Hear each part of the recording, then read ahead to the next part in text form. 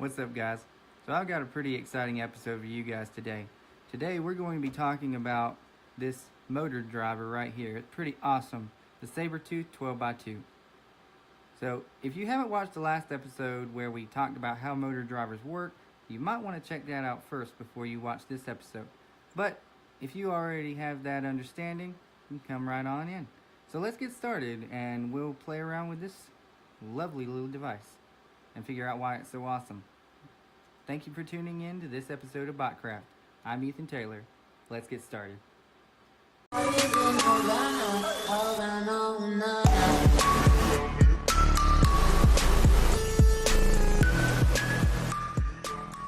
So I want to take a look at the Sabortooth 2x12 real quick. We're going to take a look real quick at the user guide. I purchased mine from robotshop.com for $80 US. Now they do make other variations of the same drive that cost less than this, that can operate at different voltages or amperages, but the one that I got is this one that can operate at 12 amps between 6 and 24 volts DC. So let's take a look at the different features you get with this driver that we're going to take a look at today.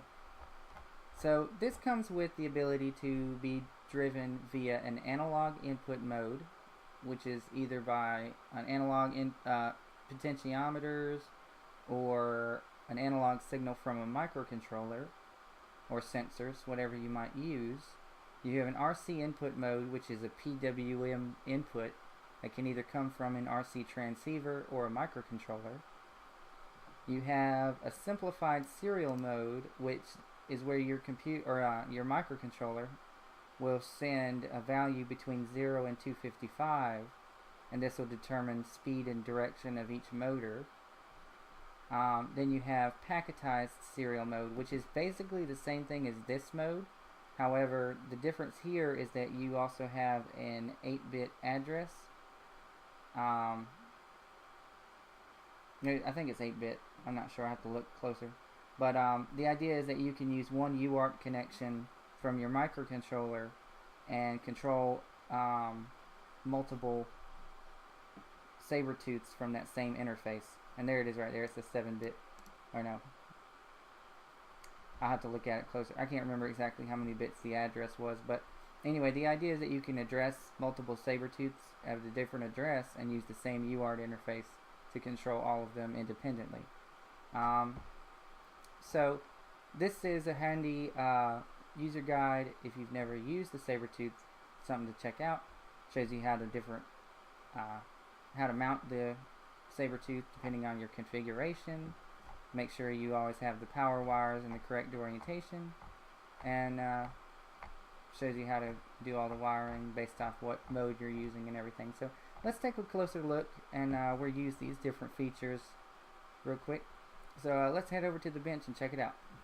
So I wanted to draw up a little electrical diagram of how you would connect the Sabortooth device to your configuration. Now, I've only depicted 2 motors. Like I said, I've got 2 motors on each channel in my configuration, but your configuration, you may want to do it the way that they intend, to have 1 motor per channel. So these connections are going to be constants. You're always going to have a power source like a battery on B positive and B negative. You're always going to have a motor on one of the channels. Normally you would have a motor on both channels, but it really doesn't matter if you wanted to do just 1 motor instead of both, but then it kind of defeats the purpose of having this dual channel drive. But whatever your needs are, that's up to you. They don't say positive and negative on the motor leads.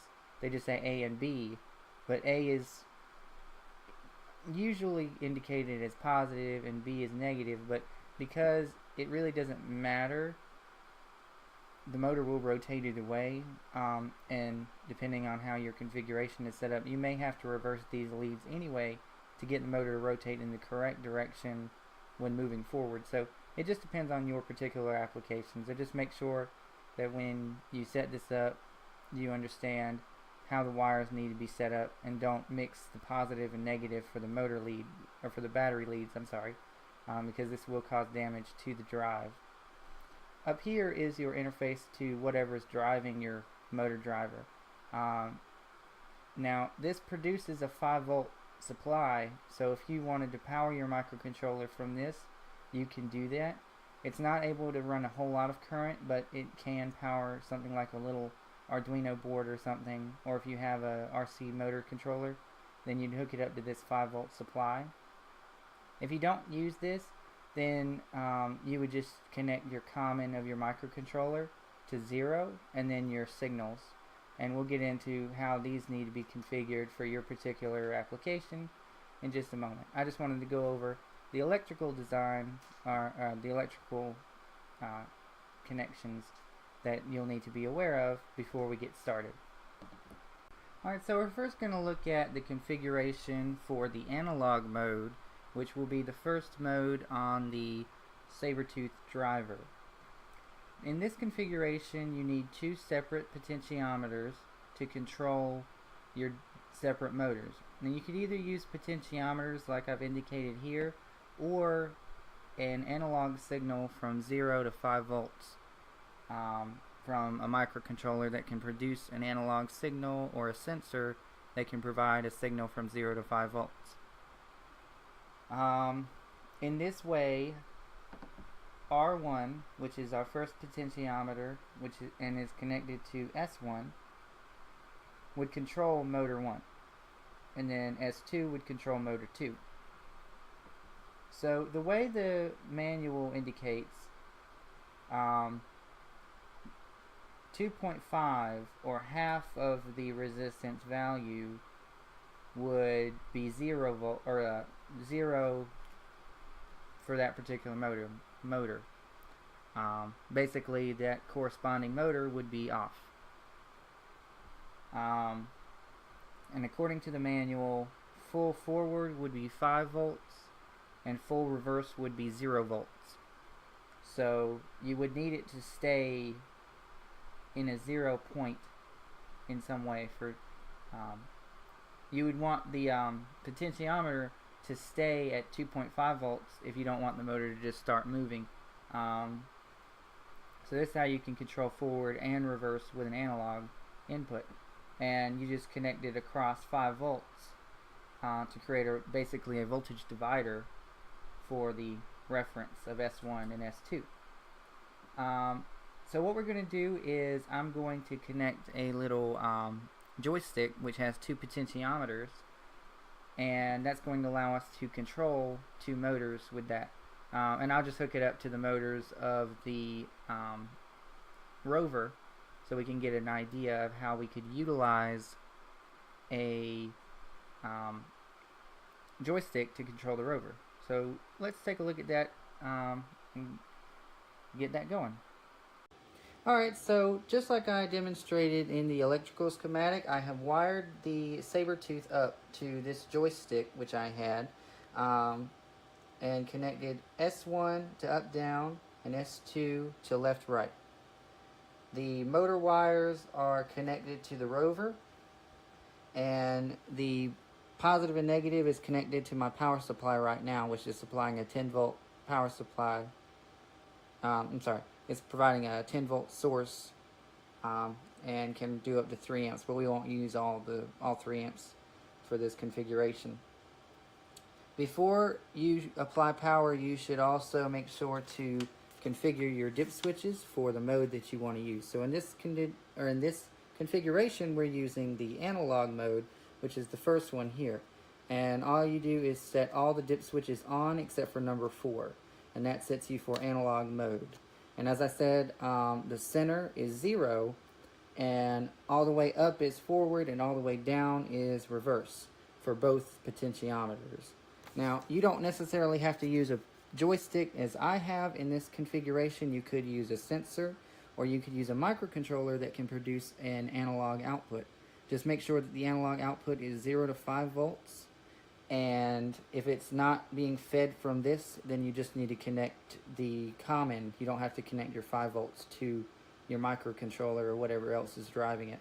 In this condition, the potentiometers don't have their own power source, so I'm providing power from the Sabortooth, which is creating the 5 volts that it's running on. So I've got the power supply on and the drive is green, so that means we're good, no errors. So let's demonstrate that. So as you can see, the further up I go, the further forward the motors move, and in center they don't move. And then all the way down, it goes full reverse, and it's in proportion to how much I push the joystick. So, you know, if I do partial, it's going to be slower, and the further I go up, the faster it's going to go. And left-right is also the same way, but with the opposite set of motors.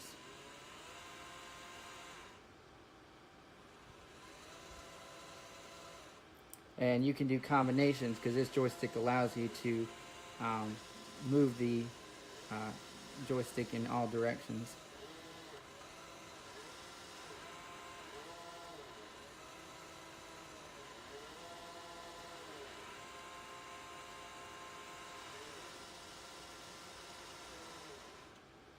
Obviously this isn't an ideal situation for the rover because in this way I'd have to always be tethered to it unless I used a microcontroller to produce the analog signal.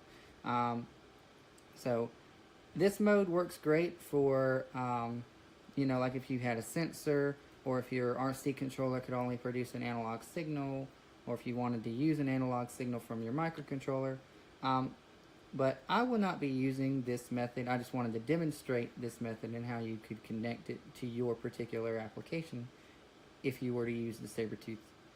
So now that we've done this mode, now let's check out the PWM or RC mode, which is mode 2 for the Sabortooth. Now you'll notice in this description it shows two modes for the RC mode, and they're essentially both the same. The only difference is that the microcontroller mode is a fixed PWM signal, whereas the RC mode can be different. Like your actual frequency can be a little bit different than what normally would come out of a microcontroller. Because some RC controllers may not have the same 2000 microsecond pulse time that a microcontroller will produce. So it's just something to keep in mind, but essentially these two modes are basically the same. So we'll go into mode 2, but we're just going to go straight to a microcontroller in this method. So let's go over to the computer and see how to wire it up, and then we'll write up some Arduino code to get that working. Alright, so as I explained before, we're going to use an Arduino, and in this case I'm going to be using the Arduino Uno, but this could be used, or this method could be used with any microcontroller that can produce two PWM signals. Just make sure that whichever microcontroller you use, you know which ones of the pins can actually drive PWM outputs. So in my case, 10 and 11 are two available pins that can do PWM. Now, as I said before, you can power microcontrollers from the Sabortooth with this 5 volts. So in that, for that reason, I'm going to connect the 5 volts of the Sabortooth to VN of the microcontroller. Then ground is going to connect to the 0, the ground of the Arduino, that is. And then, like I said, pin 10 is going to be on S1 of the Sabortooth, and pin 11 is going to be S2 on the Sabortooth. And again, we'll have it hooked up to the power supply in this scenario to produce a stable power supply, but you could connect a battery like I've depicted here, and then you've got the motors as before. So let's jump over to the Arduino code and get this working.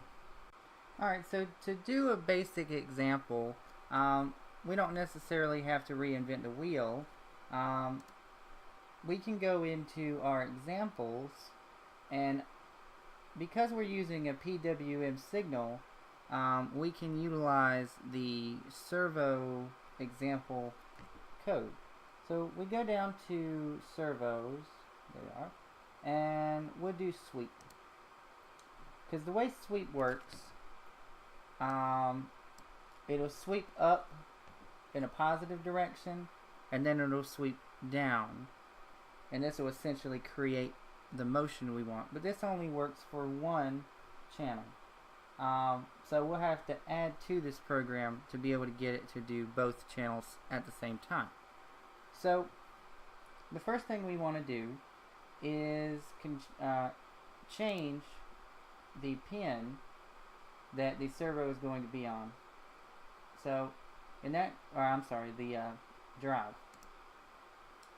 So we've got 10 and 11 connected to our Sabortooth. So we'll change that to 10, and we'll also add another one, but we'll call it motor 2.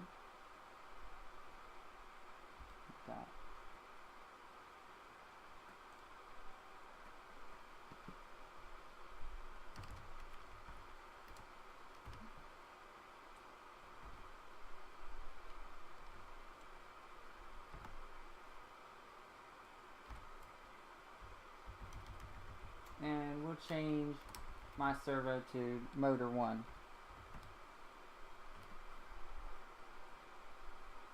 So this assigns which servo, or which pin is connected to which output. I'm sorry. And we also need to change this up here. I'm sorry. If I can type today. Motor 1. And we'll create another one of these.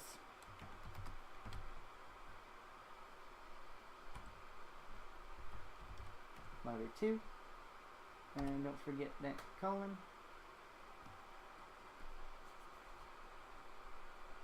Alright, so down here in the loop function, we're going to add motor 1 to right position. Then we're also going to write motor 2.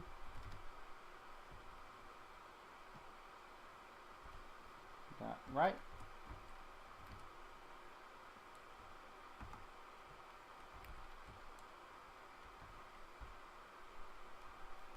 And we go down here and do the same thing.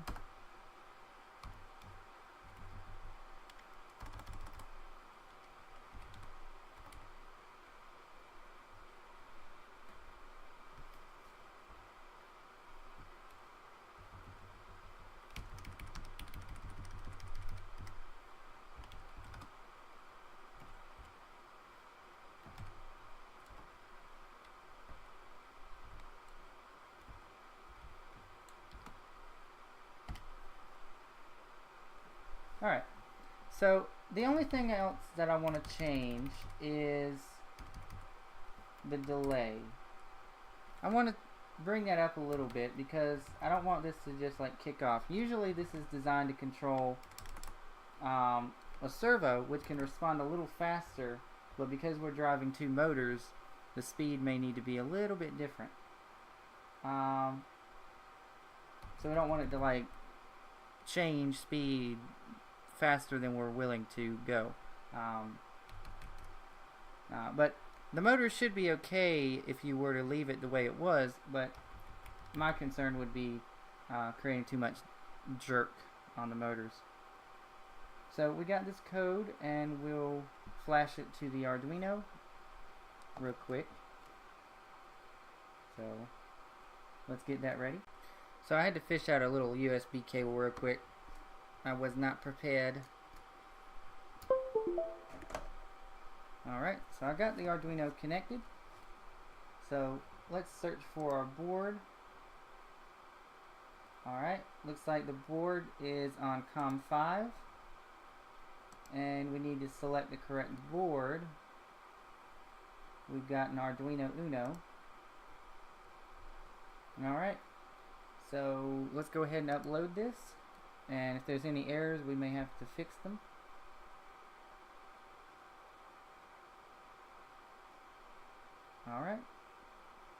Looks like there were no errors.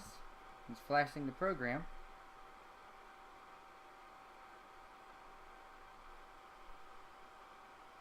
Alright, I think we're ready to go.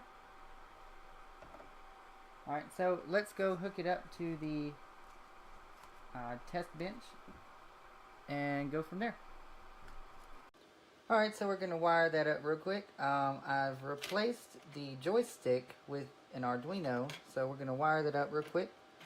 So what you want to do, as I said in the schematic, we want to connect VN to the 5 volts, and I've got that on the rail of the breadboard. Alright, we want to hook a ground to our negative.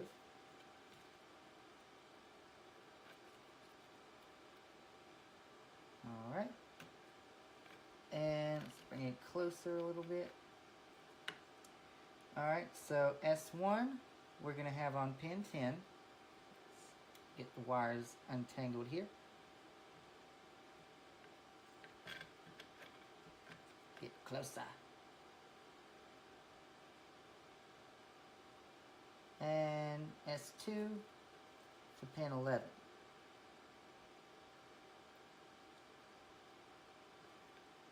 Alright. Now, before we apply power, we need to also set our dip switches.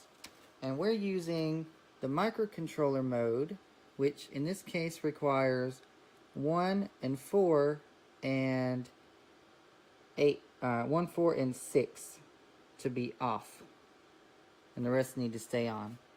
So get out my screwdriver, wherever it went,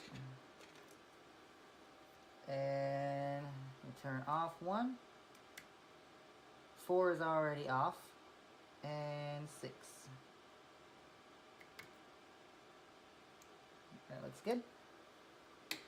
So once we restore power to the device, it will automatically turn the Arduino on, and the Arduino is going to start running through the program where it sweeps as it would for a servo. So turn power on. Alright, we should start, yep. So as you can see, I've got the motors backwards on one of the outputs, and I didn't realize that when we were doing the joystick. But that's a simple fix, just reverse one of the motor leads. So as you can see, it'll sweep forward, it'll go down to a stop, and then sweep in reverse, and then sweep back to 0. And that's essentially all the program's doing. I'll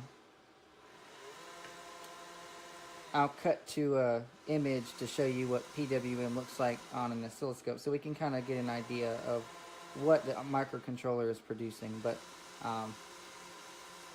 if you want more information about how PWM works, check out my last video where I went in more detail about PWM. So we've done this mode, so that's wonderful. The next mode we're going to look at is Simplified Serial. Now, Simplified Serial and Packetized Serial is essentially the same thing, just like how RC mode and microcontroller mode were basically the same thing. The only difference is that with Packetized Serial mode, you have an address, whereas in Simple Serial, you don't. It's just sending an integer number to the device from 0 to 255, and that represents what what speed you want to run for either motor. So I'm going to turn the drives off for right now. So in order to do that, you only need to connect S1 to whichever serial output of your microcontroller you're using, and it's a one-wire serial bus. You don't really need to receive data from the drive. You only need to send data to the drive. So it's considered a one-wire serial interface. So we'll go over to the computer again and see how we're going to wire that up, and then we will hook it up on the physical device and see how it works. And there will be some more Arduino code to go along with it. Alright, so real quick, let's go over the wiring configuration for the Sabortooth Simplified Serial function. Basically all we're going to do is get rid of the S2 wire, because in this mode you don't need a separate serial line for the other motor. Both motors rely on one serial input. So we just need the transmit line of our Arduino, and that's pin 10 that we can set in the software. And normally you would have like pin 10 and 11, but we just won't connect anything to 11 because this drive can't send data back to the microcontroller. It can only receive data from the microcontroller. Now this is, like I said, the simplified serial mode that lets you control one drive. But real quick, I drew it up so you can get an idea of how it would look if you wanted to do the packetized serial mode, because we're not going to demonstrate this in reality because of the fact that I don't have two Sabortooths. Or would it be saber teeth? Anyway, so it would look basically like this. You'd still have the one serial line, but the serial line is shared between both drives, and we're only using the 5 volts to power the microcontroller, so you don't need to do that to both. So you'd just share a common so they can both see the same signal and work properly, and then they'd have to share the same battery supply. And this allows you to control up to 4 separate motors and drive 2 separate Sabortooths with one serial line, and you can chain more together. I'll have to look at the manual to give an exact number. I'll probably indicate it here somewhere on the screen, but you can have a certain number of drives available or connected to this one serial line, and then be able to connect or communicate and control that many motors for your particular application. But we won't be using this particular method. Like I said, I don't have 2 Sabortooth drivers, and I just have 2 motors attached to each channel of the one Sabortooth. Like I said, that's not probably recommended, but that's how I have it configured. So anyway, let's go over to the bench and hook this method up, and we'll also do the Arduino code real quick to get this started. So let's first do the Arduino code. Alright, so the first thing you want to do is set software serial library, or include that library in your program. The next thing we want to do is set our RX and TX lines. I actually got this mixed up. Pin 10 ends up being a receive, and pin 11 ends up being a transmit. So I need to reverse that in the schematic, but the only difference is that instead of pin 10 connecting to S1, we'll connect pin 11 to S1, and that will be our transmit. So the first thing we want to do is write the number for our motors. Now if we look at the manual, or if we look at the guide, and I'll flash back to it or present an image here, but if we look at the specifications, it says that for motor 1, full reverse is 64.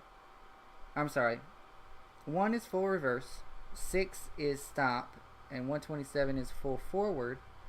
And motor 2 is 128 is full reverse, 192 is stop, and 255 is full forward. So in order to make this work with both motors, we have to send 2 number values at roughly the same time.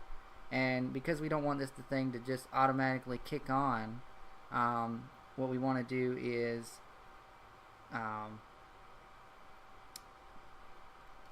we want to first initiate the value as the stop value. So we will first write 64, then my serial dot write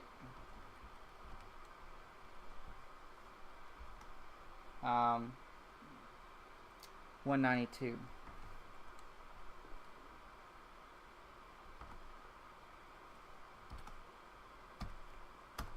And we will delay that for, let's say, 20 milliseconds.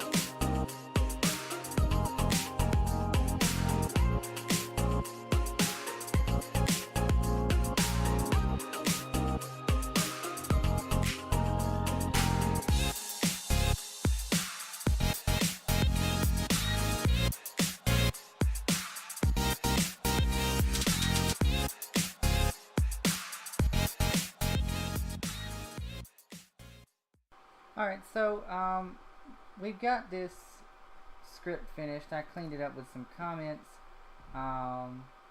So in a practical situation, what you would do is make these values like a floating or a unspecified number, like say an integer, that gets redefined somewhere else in the program based off of whatever parameter is going on. Like say you've got a sensor, and as you get closer to an obstacle, the value changes in proportion to the distance of the object. But that's beyond the scope of this episode today. So we can go ahead and let's do a little check. Oh, we got an error. Oh, I don't need a dot there. That's my bad. Just need a space. Let's confirm that. Yep, alright, so all we're doing is we initiate that we're stopped at the beginning of the program, then we go half forward, full forward, then we stop, then we go full reverse, and then it'll loop back to the beginning of the program and it should stop. And I'm going to change these timers to all being a half a second.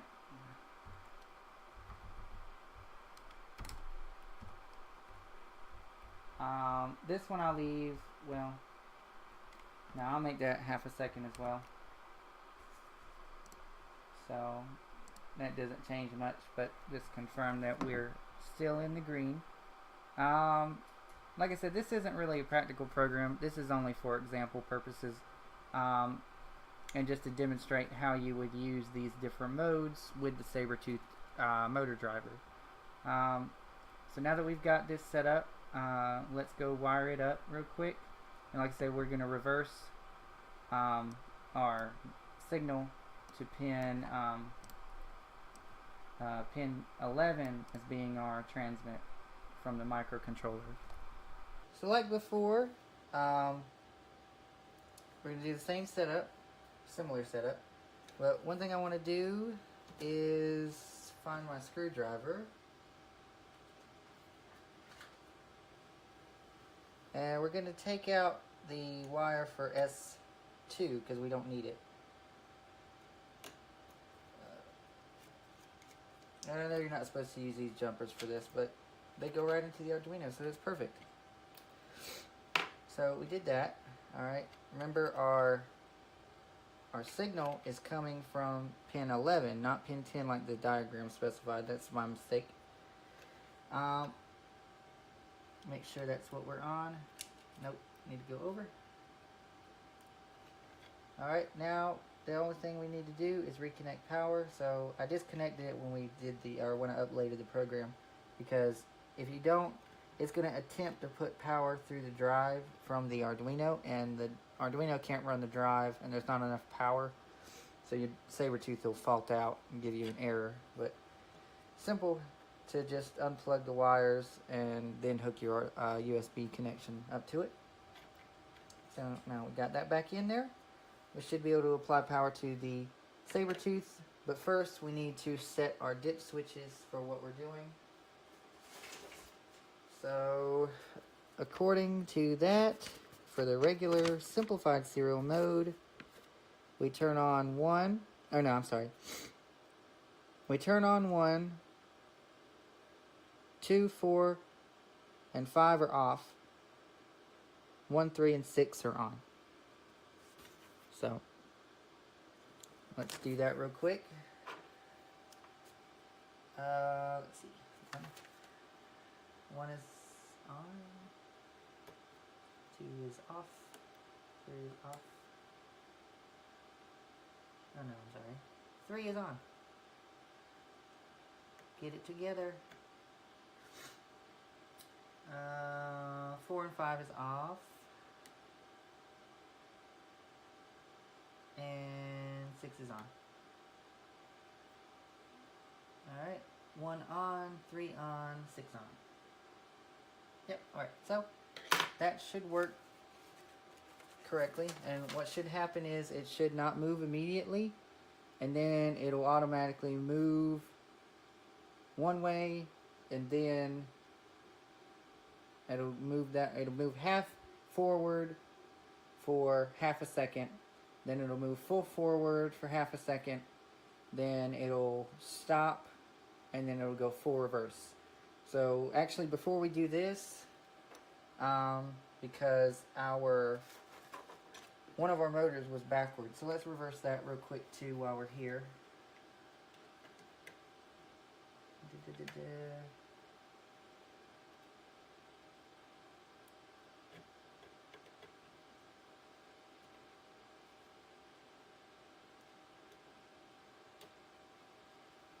Because that way we can have all 4 motors go in the same direction. Alright, so we apply power. Everything's green. And, oh damn it. Messed up here. We got to have a negative.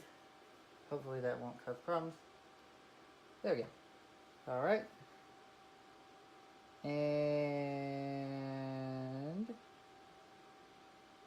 nothing's happening. So let's see.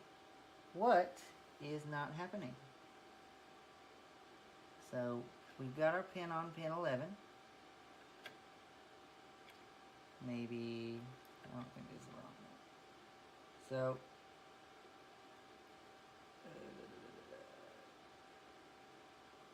make sure we got the wires right. It says S1. And it does specify that the baud rate has to be 38 or 38,400. But there's a possibility that the data is not being transferred correctly. I think, if you remember the code, we put quotes, and we're just passing numbers. Let me hop back to the computer and see what we did. I may have to change that, because it may be sending them as an integer, or not as an integer, but instead as an ASCII text. That's my mistake. I don't code a lot. So let's go back over there. We'll turn power off, and I'll make that simple change, and we'll try it again. Alright, so I hopped into the computer real quick to change this. Like I said, I think I made the mistake by using quotes for each number. And I think that when you use quotes, it sends the numbers as an ASCII value rather than as an integer number, and you only need to send it as an integer number to the controller. So I took the quotes out. This should send it as a integer number and not as an ASCII value. And basically all it would do is an ASCII value is it would send each character in the ASCII code format, so like the number 6 and the number 4 for the first line, and then the number 1 and then 9 and then 2. Rookie mistake, simple. Everybody should be used to making mistakes. If you don't fail at least once, you're not trying hard enough. So let's verify that this code is right, and I'm going to load it onto the Arduino again real quick and see if that fixes the problem. So we should be good now. I've reconnected the wires, so let's try it this time and see if we get something to work.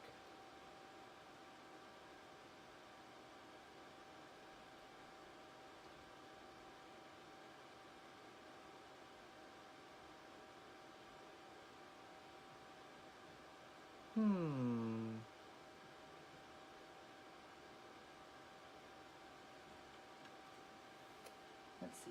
Maybe it's sending it on pin 10. Nope.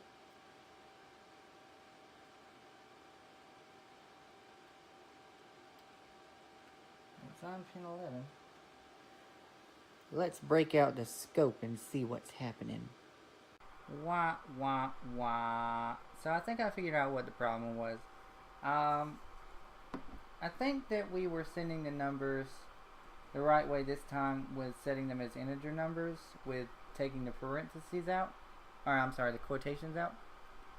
But I noticed that I had this set as serial.begin, but we're using the mySerial set or setting. Well, by not setting the baud rate for the mySerial command, it didn't know what baud rate to use. Well, this isn't going to work without the baud rate. And because I guess it's not a required field in this IDE, the compiler is not going to tell you, hey, you're missing the baud rate. It's just going to send what it's got, and if there's no baud rate, then it is what it is. So I put mySerial.begin and left the baud rate the same because the instructions specifically said to use this baud rate. So that's my mistake. You probably caught that and were screaming at me, but fixed it. Hopefully this is all we had to do. Again, we'll verify the program is compilable. Let's real quick disconnect power from the Arduino, plug it in real quick.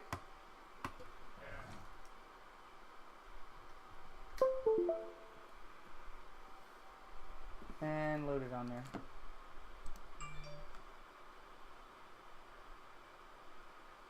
Alright, so let's go see if that worked. Alright, so I disconnected the computer. I don't think that there was anything wrong with whether or not we had a signal. I just think that because there was no baud rate defined, that it wasn't going to do anything. So let's take the probe out of the equation. I looked at it, I didn't see anything coming out of it, so it told me that I wasn't communicating in some way. So everything's still the same. I got the wire plugged into pin 11, and I got power and ground. The power is off right now. Let me turn the power on and see what happens.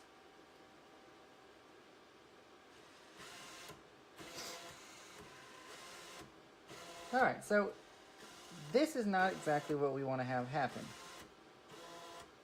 But remember, our time base is set at half a second. While it's not happening at exactly the right moment and things aren't happening exactly the way they're supposed to, I think that our biggest problem right now is that our time is too small. So let me see if I increase the time delay, if this maybe remedies itself. There may actually be some other function in the program that we have to change, but we'll check it out real quick. Let's go over to the computer. I'm going to first increase the delay to a full second for each function, and then we'll see what happens with that. Turn that off. So as I mentioned earlier, I increased the time delay, and I added a time delay in here. And I took a closer look at the manual of the drive. Should have probably did that. Now, the first mode I showed you, you can use the 38400 baud rate, and the way that we had the dip switches earlier was correct for that baud rate. But it does specify that you can use other baud rates. I don't really see how it made much of a difference, because this is how we were doing it before, and essentially the program's the same. I just added more delay, but I changed it to 9600 baud in the program. So we go back to the main program, and we see that, like I said, I changed the baud rate to 9600 baud. And the only other thing I added was a small delay between the first motor command and the second motor command. Essentially, it's the same program. I think that the biggest problem we were having was that it was sending both of these at relatively the same time, and apparently the drive wasn't seeing one or both, so it would like kick half the motors on and the other half wouldn't kick on right away. So it presented some strange effects, but I added this tiny 1 millisecond delay and changed the baud rate. And when you change the baud rate, you also have to make sure it matches with the dip switches, and the only thing it changes is these last two dip switches need to both be on, whereas before we just had this one on. So we make that change, and we set us up for the 9600 baud, and let's see if that finally fixed our dilemma. So let's head back over to the desk. I've already loaded it onto the Arduino, so let's turn it on and find out. Alright, so like I said, I already loaded the Arduino. Everything's still connected as it was before. So I'm going to turn the power supply on, and like I said, I set the dip switches as the manual specified to run at 9600 baud. Switches 5 and 6 need to both be on. So now we'll turn on the power supply and see what happens. Alright. So this is what we want to have happen. All four motors respond the same way at the same time, relatively. Now, as I said, in the ideal situation, you would want the speed reference, or the number, to be based off of some parameter from a sensor or some other command value or calculation from sensor data or something, whatever your code needs to be. Because yes, you can just do the robot or have the rover move at a fixed number of controlled speeds, but in order to really get the full effect of this type of mode out of it, you want to be able to have control over your speed and direction more dynamically than the way we have it in this configuration. But like I said, this was mostly for example, and I think that those minor mistakes that were caught during the process of this video were some important things. You guys may have seen the mistakes, or maybe you didn't see the mistakes, but it's good to know that, you know, if you make a mistake, it's okay, but the key there is to learn from the mistakes and move forward. So we fixed the problems, and it does work with the serial interface. I will mention that I'm probably not going to use the serial method for my application with the rover. I'm pretty much going to only use the PWM method to control the motors, because I feel like it's a more reliable form of communication. Because, I mean, don't get me wrong, the UART interface is good for some applications, and this, this is one example of where, the choice that you want to go with as far as what method you want to use to control your drive is completely up to you. I can get the same level of control with PWM as I can get with the serial. It's just that, I guess as a matter of preference, serial might be better for some applications, but PWM is better for others. The main reason I'm going to not use the serial method for this project is because I have another device that's going to be using the serial interface. So I don't want to take away my available serial interfaces for the motors and the other device. I would rather the serial only be designated to the other peripheral device, which is actually a cellular communication module. Like I said, for that reason, I'm using PWM in my final design, but I figured this would be a good little demonstration video to show you how to utilize the serial method, and that it does work, and it can be useful. There's more example codes online to show you how to do this the right way, and I probably should have looked at those first, but I didn't do that. I figured I'd just wing it and make something real quick.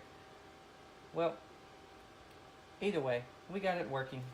So I hope you guys enjoyed that video. Like I said, the Sabortooth is a very nice motor driver. It's capable of a lot. It's very reliable. But let me know. You might have a better motor driver in mind, or you might like this motor driver. Like I said, I picked it up on robotshop.com, but there are other vendors that also sell that same driver. So, if you like this video, you guys, please hit the like button. And if you want to see more videos about this same kind of content, or follow along with the building of the rover, please hit the subscribe button and hit a like, share it, all that good stuff. And I'll catch you next time.